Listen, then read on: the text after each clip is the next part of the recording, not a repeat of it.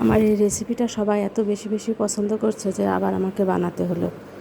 তো ভাবছি যে আমার ছেলে মেয়ে তো খেয়েছে, খেয়ে ওরা তো অনেক পছন্দ করেছে চিকেন কিমা দিয়ে, পটেটো দিয়ে চিকেন কিমা চপ। তো ভাবছি যে আমার ভাই বোনের ছেলে মেয়েকেও খাওয়াবো আগামীকালকে। আজকের জন্য বানায় রাখছি, কারণ ওরাও খুব পছন্দ করে আমার হাতের এসব মুখরোচক খাবারগুলা।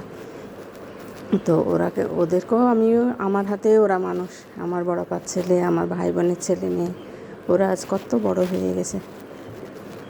তো ভাবছি, জানি না কে কোথায় চলে যাবে, কে কোথায় থাকবে, আমি কোথায় থাকবো। তো ওদের পছন্দের মতো আমার সাধ্যের মধ্যে ওদেরকে কিছু খাওয়াবো ভাবছি। তো ওদের জন্য আজকের আমার এই রেসিপিটা আবার ওদের জন্যই করা। মূলত চিকেনটা অনেকটাই দিয়ে দিয়েছি, এটুকু লাগলেও পরে আবার দিয়ে দেবো।